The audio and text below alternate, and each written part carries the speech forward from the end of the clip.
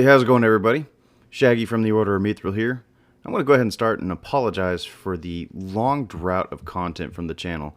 Had a lot of big changes going on here lately, but I'm back at it, and today we're going to go ahead and take a look at Among Us.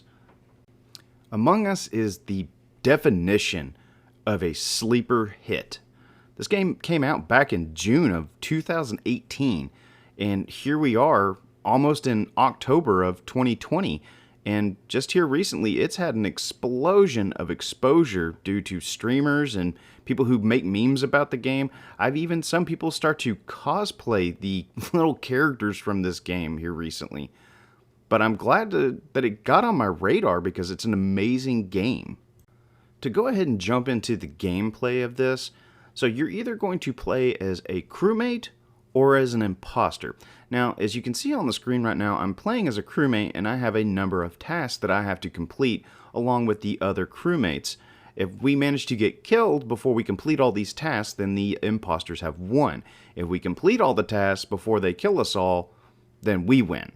Now, you can suspect people and call emergency meetings, and you can even find bodies of players that have been killed, and you basically have a discussion around a table and provide information. Well, I was in electrical fixing the wiring, or I saw so-and-so with the person that was just murdered not even 10 seconds ago, so I think they're the murderer.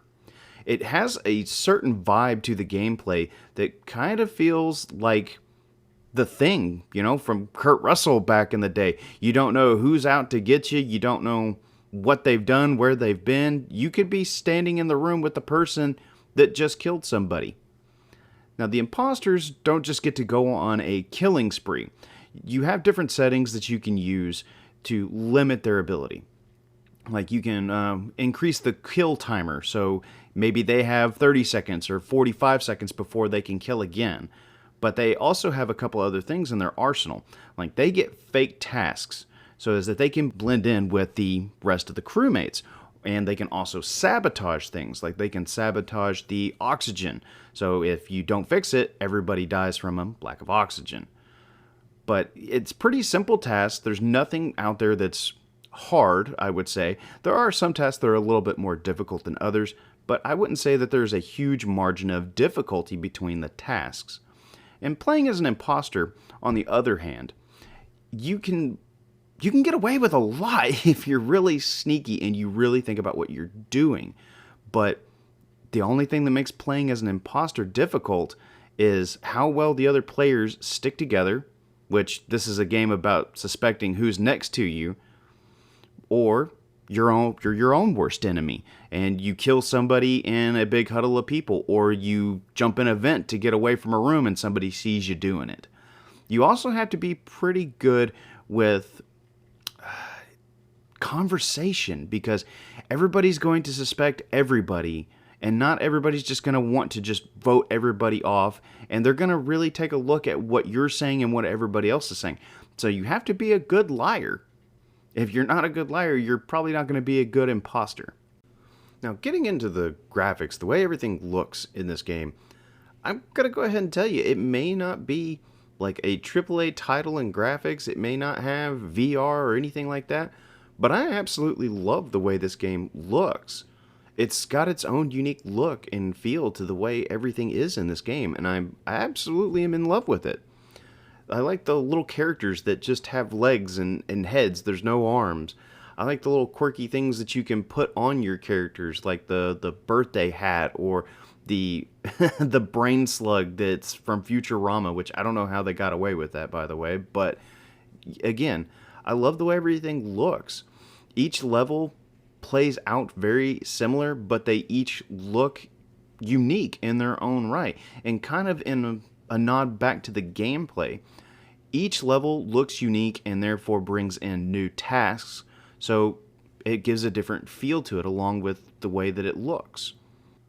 Getting into the audio, there's not much in the way of music. There's little snippets here and there, but there's not really music in the game. That doesn't say that there isn't any audio in the game. The lack of music throughout the levels lends a sense of an ominous vibe. it kind of helps put you on edge whenever you're suspecting all the other crewmates trying to figure out who the imposter is and if you're safe or if you're going to be the next one to be killed. Now, there are little things like whenever you're going through, like right now, the reactor is kind of melting down, you're going to get an alert sound, an alarm. But it's nothing that's going to be blaring in your ear. But it does kind of lend to the fact that you need to get somewhere and fix something. Whenever you're dealing with like being killed by an imposter, there are several different animations and they all have just like a snippet of tense music and their own little sound effects. Like one, you see like the alien tongue come out of their helmet and snatch your face off, or you get pushed down and you get shot with a gun. There is audio like that in the game. And I kind of feel like the simplistic way that they went about the audio just worked marvels for them in this title. When it comes to replayability for this title, it's a multiplayer game, so it's built around replayability. If it didn't have any replayability, nobody would, be picking up on this game now. There's a couple of different ways that you can play. You can just join an online match with a bunch of randos that you don't know. That is going to be the way I'm going to tell you, don't play this game. You're not going to have any kind of civil discussion, if you can have that in this game, amongst people that probably don't want to use their headset to talk to the others.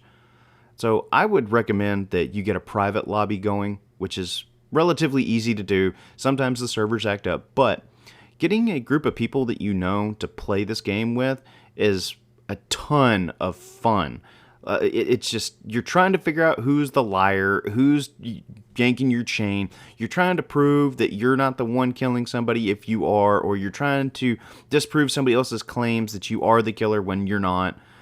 There's a lot of fun to be had in it. And whenever you play small games, say like 5-6 people, it's still pretty fun. But whenever you get a full lobby of 10 people going and you have like 2 or 3 imposters going, it can get kind of crazy pretty quick.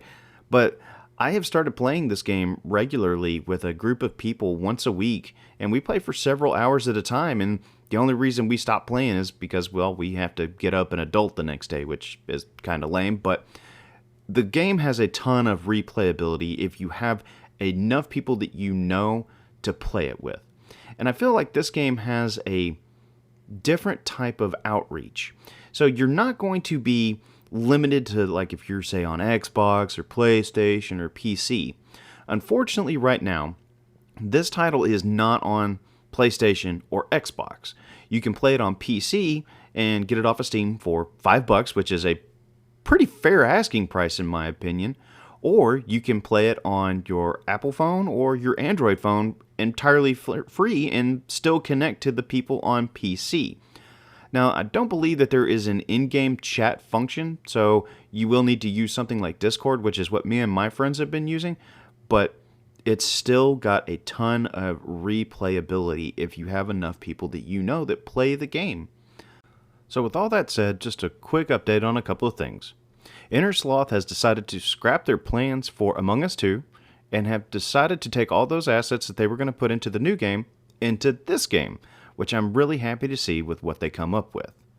Another thing is, I really hope that you guys stick around through the month of October, as I'm going to be doing some Halloween-based stuff.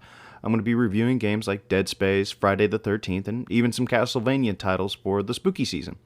But we over here at the Order of Mithril greatly appreciate you guys stopping by the channel, and would really appreciate a like and a subscribe. Even recommend it to other people that you know, other gamers. But again, thanks. Have a good day, guys.